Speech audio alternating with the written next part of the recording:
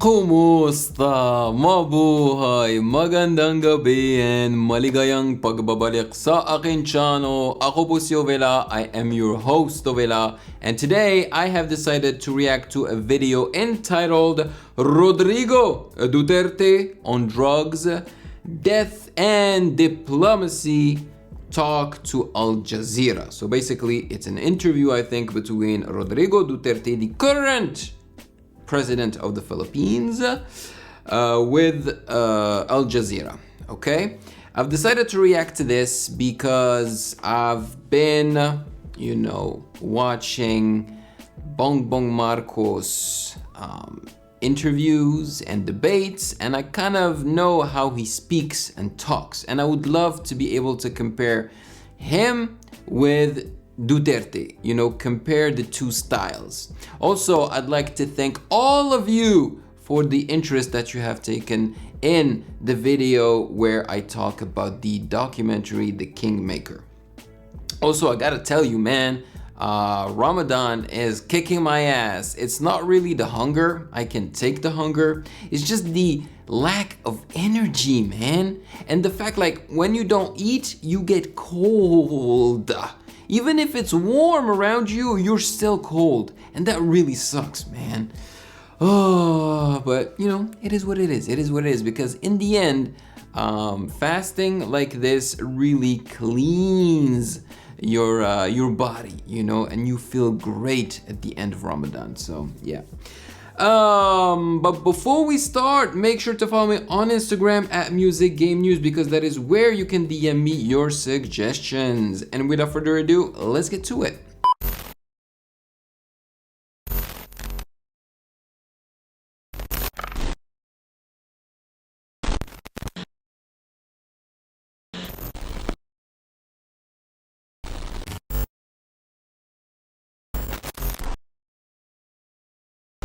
Mr. President, thank you for talking to Al Jazeera. It's been a tumultuous start of the presidency for you, full of controversy, particularly about the war on drugs. But first, let's start with your background. You were raised in a politically inclined family. Your father was a governor. Your mother was a freedom fighter during the reign of former President Ferdinand Marcos. Oh, damn. See, I'm learning new stuff, man. I had no idea that his dad was a governor and his mother was a freedom fighter during the reign of former President Ferdinand Marcos. So basically, if I'm understanding this correctly, is that his mom was kind of against the Marcoses. And now it feels like, well, to me, after watching that documentary, it feels like Duterte and the Marcoses are in good terms. Very good terms, might I add. How has that affected your outlook? Profoundly, I would say. I grew up in an environment of politics. And as politicians, we tend to you go by the issues of the day, the big ones that would affect the conditions, economy and all, especially the political issues. And my father was governor for 10 years almost.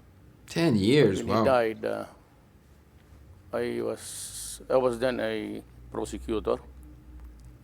And when the revolution came, my mother was one of the stalwarts of the opposition against Marcos. See, You yeah. also had some difficult times when you were younger as a child. You have revealed that you were sexually abused by a priest. Has that shaped? No freaking way. Your beliefs? Has that helped to shape who you are now? Yes, to a large extent, actually. It's what you get along the way that shapes your character, especially. The experiences. And even your, at that time, even your politics and how you look at the world and how you should assess them by the standards that you have used in school and in growing up, the things that you pick up along the way, you said, it sorts of a blend into a collation that blends into something which is, can be said, forming your own values in life. Let's talk about the war on drugs now. 3,500 people have been killed so far. It seems like the whole world is talking about it at the moment. The Philippines seems to have so many problems. So why launch what is a brutal war on drugs? Because the sheer number of people contaminated will pull my country down. It will destroy the next generation of Filipinos. You know, these lives lost, some of them were lost during... I removed the subtitles because they're not necessary, and more often than not, they are wrong. legitimate encounters with the police. But the fact is, at the moment, we have 3,500 people killed. And you yourself alluded to just then that perhaps some of them weren't legitimate targets. You know, there is no crime at all when you threaten criminals with death. In my country, at least, there is no law which says I cannot threaten criminals. And that was the favorite, well, of course, the cliche that they used. It became a cliche over time. And when I was president, I said, we have 3 million, according to PDEA, 3 million drug addicts. Not counting mine, because it's still going on. So I said, if we do not interdict this problem, the next generation will be having a serious problem. And I announced that, again, same. You destroy my country, I'll kill you. Oh my God. Oh my God, there is such a huge difference. Okay, so this came out in 2016. There is such a massive difference between the way he talks and between Bongbong Marcos and the way Bongbong Marcos talks. It's insane. You destroy my country, I will kill you. You know, direct, so direct. And I find it also funny the way he speaks. It's a legitimate thing. If you destroy our young children, I will kill you. That is a very correct statement. There is nothing wrong in trying to preserve the interest of the next generation. So for him, there are no trials. You know, if you do something wrong, something that he deems wrong, he will kill you. That's crazy, dude. Oh, come on. I have to listen to that part again. If you destroy our young children, I will kill you. That is a... If you destroy Orient children? What? If you destroy our young children, I will kill you. I didn't understand. That is a very correct statement. There is nothing wrong in trying to preserve the interest of the next generation. No, there is nothing wrong with that. It's just the way you're doing it. Killing people, not giving them a chance to, I guess, rehabilitate or change or anything. That 3 million addicts, it's not, they are not a residents of one compact area or contiguous place. They're spread all over the country. And by the sheer number, because if you are a user, you must push. Unless you are the son of a billionaire, or because you have to sustain your addiction by getting another financer for you. Okay. And then the next financer will have to get a new victim to finance it. That's how it became. That is how drugs is spread. So he's saying that drugs, when it comes to drugs, it becomes like a vicious cycle. And the only way to stop it is to actually kill these people. But it was not until I became president that the widespread and the magnitude of the problem became really a serious issue. So what about the children and the innocent people who have been killed? Well, that is bad. So will those cases be investigated? Yes, Do you promise that? Of course. But let me tell you, this is the law of my land. Here is a police. Here is a gangster. He's armed with an M16. The gangster only a pistol. But when they meet, they exchange fire.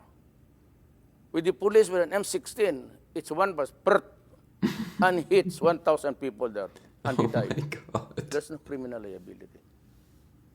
It could not Wow, the woman, she looks kind of shocked. be negligence because you have to save your life. It could not be recklessness because you have to defend yourself. Just like when the United States and the rest of the country, when you bomb a village, you intend to kill the militants, but you kill in the process the children there. It's only how it is explained, and we are, people judge best when they condemn. So they would always place you in a bad light. But the situation does not call for that. And that explains the reason why, until now, I have yet to hear an apology for those who have in Vietnam, in Afghanistan. Never mind about the militants, kill them. But then, in the process, 2 families, hospital. You know, I understand the way he talks to some extent, but man, when Bongbong Marcos talks, it's so much clearer. He is so much more elegant and classy, and he expresses himself so well. I had like zero difficulty understanding him when he spoke in English. But with Rodrigo Duterte, you really have to pay close attention because of his accent and the way he speaks, Oh, it's collateral. Yeah, so he's talking about collaterals. Collaterals. Children as collaterals is just, it's just because they're collaterals, you're not gonna make an effort to avoid having collateral damage. Collateral damage. Then why is it is a collateral damage to the West, and to us, it is murder? You went to law school.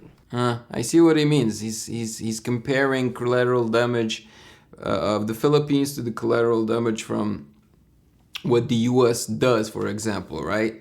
No, I mean, he's got a good point there. But the thing is, you do not want to resemble the U.S. That's the thing. The U.S. are not a good example whatsoever. You want to do better than the U.S.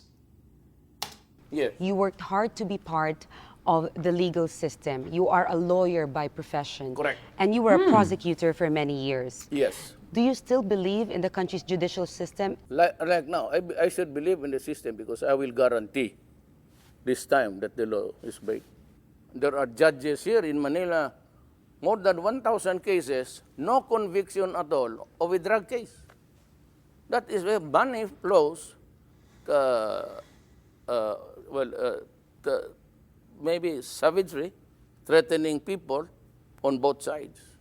That is how it is played here. That's why we have this miserable thing about the drug problem now. But do you acknowledge that you have encouraged vigilante killings? No, I said I will kill you. If I encourage, fine. Yes, but the point is that people can get away with murder right now. And you know that some of the killings are not legitimate. Well, So do you think that there might be cases of people settling old scores out there and disguising them as the war on drugs? I do not play with conjectures. I do not make assumptions. I just say what I should be saying as a president and as a mayor. Now, if the criminals there are killed by the thousands, that's not my problem. My problem is how to take care of the law-abiding, God-fearing young persons of this republic because they have our resources. Strictly speaking, you cannot find any redeeming factor in being, the criminals there. They are there for what?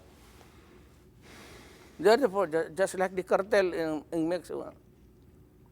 If you have read Ian Grillo, this is how the cookie crumbles. Exactly.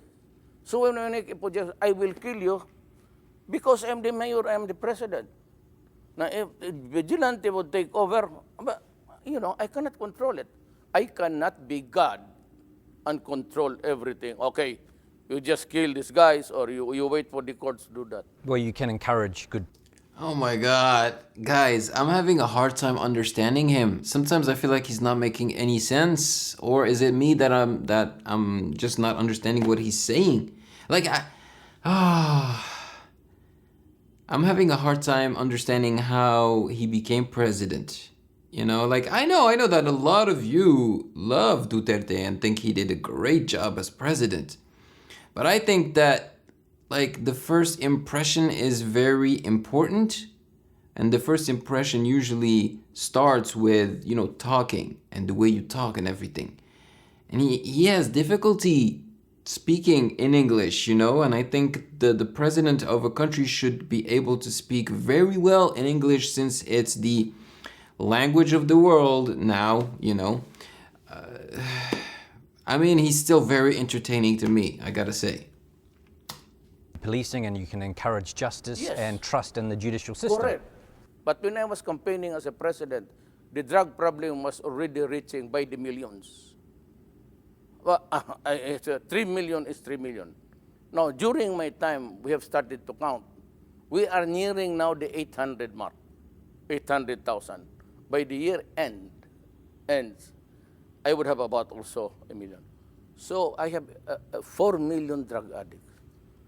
Do you think that's an easy number? No. So why not put all the energy into rehabilitation, Where do you find it? reforming Energy. healthcare? Yeah, that's what I was thinking.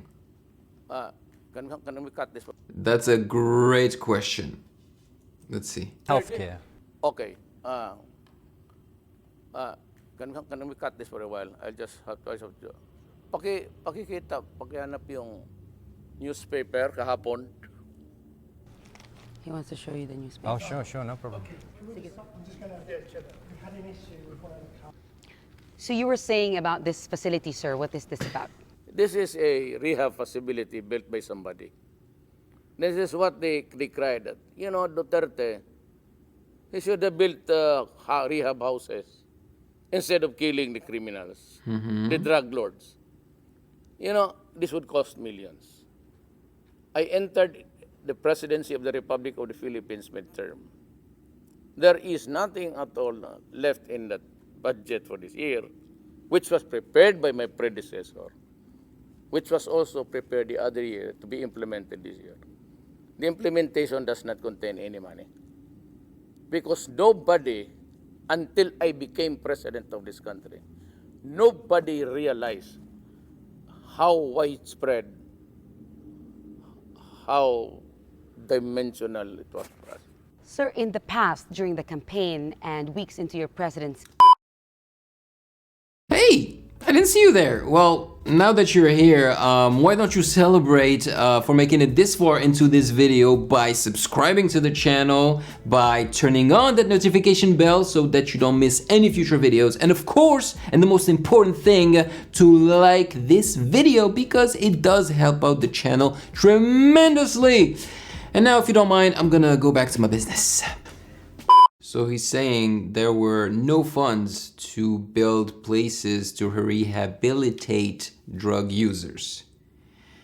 And so he decides to kill them because he doesn't have the money to heal them. Is that what he's saying? Or he does not want to basically borrow money and be in debt to heal drug users. So he's basically taking a shortcut and killing them, which fixes a lot of the issues, but he's still killing people. you have repeatedly said that you have no regard for human rights. But human rights is actually part of the Constitution. And as head of state, it is also your duty to uphold the Constitution. How does that connect? I would rather intimidate and strike fear in the hearts of the criminals, just like what happened in Davao, when finally you can walk about in the streets at night, and you can eat anywhere at any time, and nobody would bother you. It's happening in Davao. Davao City is in the midst of Mindanao, a troubled land. But I can assure you, as plenty of people have been there, it's a destination for conventions and conferences international. It's always selected, so it's booming. It is a little bit rich than the others. Why? Because we can live our lives normally. And of course, business can thrive. So that when I said, I do not care about what the human rights guys say. I have a duty to preserve the generation. If it involves human rights, I don't give a shit. I have to strike fear because I have, I said, enemies of the states. Oh my lord, this interview is priceless. This is a president of a country talking as if he were your buddy, man. I don't give a shit. Oh man, I have to rewind that part. This guy, whoo! Don't give a shit. If it involves human rights, I don't give a shit. I have to strike fear because I said, the enemies of the states are out there to destroy the children. Are you not worried about possible ramifications in the future for you? A possible Oh my God. Okay, look, this interview is clearly edited, right? So I wonder how these two reacted, the interviewers reacted when he drops bombs like this, you know? I don't know if I'd be able to contain myself and not laugh. Wow. impeachment or being tried in the international court? Good question. Before you can begin, you must determine that I have committed a crime in my country. That I have committed mass murders in my country and then charge me there. There can be no ramifications when I say that I will kill you if you destroy my land. It's a legitimate. So yeah, because he said at the beginning that there was no law stopping him from doing this in the Philippines. So if he's abiding by the law, then I guess it's all right. Okay, so maybe the law should be, changed. A legitimate statement Should be revised. The rules. of any general, of any wartime president, of any tribal leader to say those things. Of course, you said there can be consequences, but I am not worried about this thing. I do not make any projections. How many vigilante killings? Well, if you compare the 4 million to the 3,000 minus legitimate encounters between the law enforcers and the criminals, give or take even a half of it. So what is it to the lives already lost? I have 4 million addicts to take care of. And I have been criticized and would say, well, why don't just, Duterte build rehab centers and just place them there? Why not? Why do you have to kill him? Look, I am a midterm president in the sense that I entered this year the presidency, only this year. The budget for this year was prepared by my predecessor. So Aquino. And don't get me wrong, I think he has a strong accent and everything, but I love his accent. Like, I really like the way he speaks. It's such a strong accent, Good gosh. And it binds me because it would last until December. Nowhere in this budget provides enough money to build even 2 buildings of rehab structures. It's all what is left of my government now after the election is just enough for the MOOE, maintenance and all. So you're saying, sir, No capital outlays. the budget of President Aquino for this year, the last 6 months, does not include any rehabilitation? Because the problem was there, but there was nobody minding the store. I was the only mayor brave enough to say those things.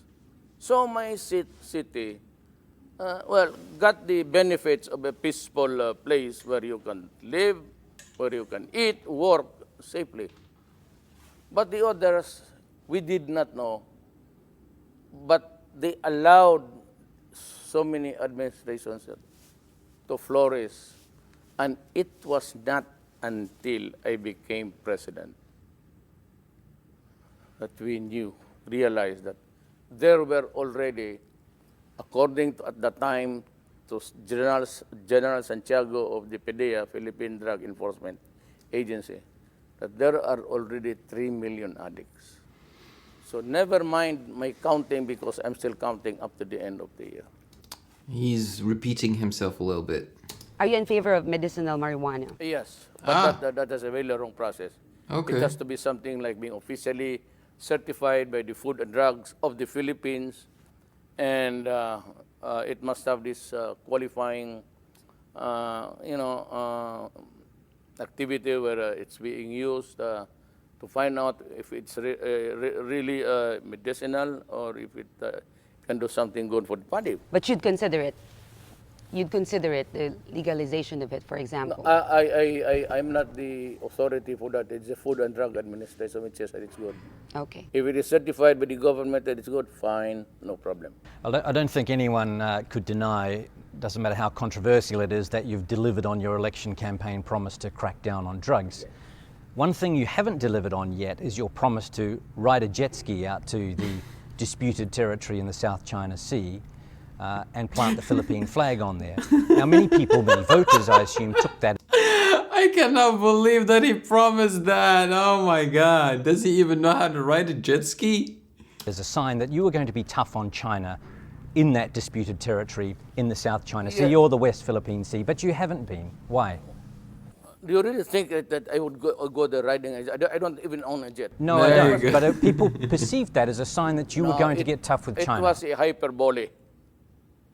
Literally, it's you cannot expect to ride. I don't even know how to swim. And if it overturns, then you lose a president along the way. So why did you say this then? What were you referring to? A hyperbole.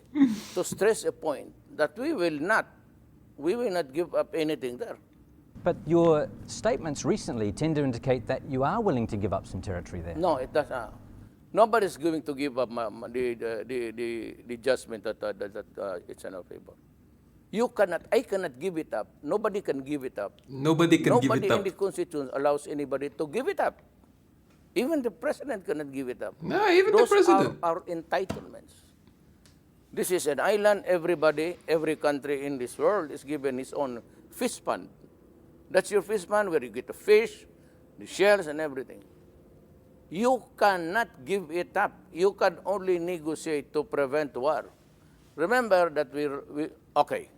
I'll push your logic to this.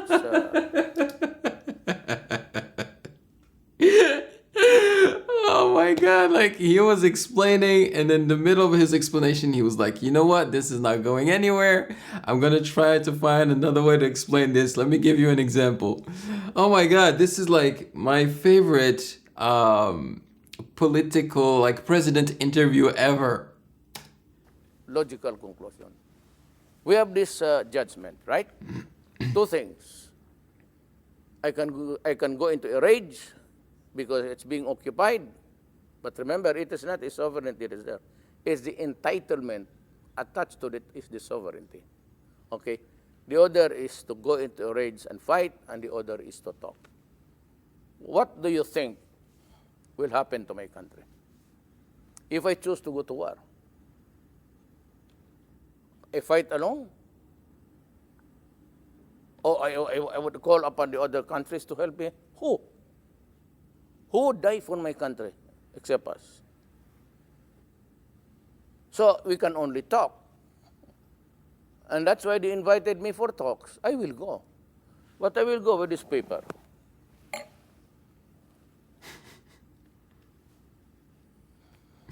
A blank sheet Mr. of paper. President, yeah, I said, this is the award. I cannot go out beyond the boundaries of this paper. Talk on, let's talk. Let's begin here.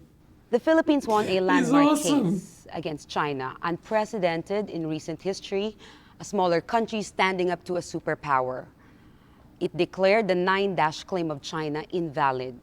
Now, you're going to China, and you've mentioned previously, you said that you will not insist on the position of the Philippines on the Scarborough Shoal. Now, your critics are questioning why it seems you're going to China and negotiating from a position of weakness rather than of strength. It would be arrogant to me to go there and say, I'm going there to fight for this and that. You know, there's much to be learned in history, and even in the books, and the way the Orientals places the words in his mouth, especially the Chinese. You have to go there with a little bit of courtesy. But when you are already in front of each other, then I said, this is it. We do not go. He's also a mime, huh? He loves to use like his hands, you know, movements without even speaking. He takes the napkin. I kill you. What would be the purpose in going there without this? For what? But you can guarantee to the Philippine people that you are not going to sign away or give up hope or give up fighting for the Spratlys Scarborough Shoal. Yes, in the first they are place, Philippine territory. Nobody, not even the president of this country, can give up the claim. You are not allowed to do that. That is one sure way of going to impeachment. But can you guarantee that you will fight to maintain of course. those? Nobody's going to give up anything there. I said, if the Constitution does not allow you, then who can? Then not even your mouth. That's how it is. What deals are you hoping to do when you go to China? Well, maybe we talk about, I would know, or I would not know the wherewithal, so where we would start. Then the judgmental thing would come into fore. Then some other matters about trade and commerce. And if there's any arrangement, if we want to come to a happy compromise, then we can talk about entitlements of the China Sea.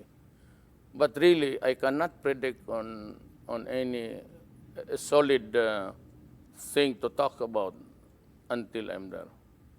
So I am not there until I am there. Will you discuss the war on drugs? Because records show that a lot of the drugs coming into the Philippines are coming from They China. understand. That's why they'd like to help. But you know, China now is a democracy. I mean, the communist is just something which is just a thing to go by, to keep control. But everything there is free enterprise. Having said that, Mr. President, you have clearly moved away from the United States. Why do you think it is necessary for the country to distance itself from its long-standing ally in Asia? Our exclusive interview with the Filipino President, Rodrigo Duterte. Okay, so she just mentioned at the end that he decided to take his distance, you know, from the US. I wonder if the next president will do the opposite and try to get closer to the US. Okay, look, the subject matter of this interview was very serious. It was not funny, but Rodrigo Duterte, the president of the Philippines right now, made the interview funny to me. Seriously, the way he talks, his accent, his mannerisms, the way he moves his arms, and of course the swearing and his directness, the way he's so direct, you know, like he's so raw, he's so real, you know what I mean? You gotta love that side of him. I can't help it. I like that side of him. Even if I think a president should not act this way, I still love it. I don't know. It's very confusing, honestly. Wow, I actually, when you guys sent me this interview, I honestly did not think I would have fun with it, but I did. Because I saw the title, I was like, drugs, death, diplomacy, ugh, it's boring. Like, diplomacy. And, you know, politics, I grew up hating the news, okay, and politics. My dad would be like, come on, take an interest in politics and blah, blah, blah. I hated it, okay? Now I think it's a little bit more interesting, but still, every time I see politics or something like that, I'm like, ugh. So when I saw the title, Drugs, Death, and Diplomacy, I was like, oh man, this is gonna be heavy. But bruh, I laughed so much. I had so much fun. Anyway, I'd love to know your thoughts on Rodrigo Duterte and what he did in the Philippines during the years he was president, you know? Do you think he made a dent into, you know, the way the Philippines is managed? Do you think he did good stuff? Do you think he did bad stuff? Was he overall a good president or a bad president? Or in the middle? I don't know. Tell me everything in the comment section below. Maraming salamat po. Thank you so much for joining me. Take care of yourselves. Have a great day. And I'll catch you guys in the next video. Peace. Thank you for watching. Subscribe here and please like the video to show your support and appreciation for my work, and turn on the notification bell to be boxed for future content. Yayayum!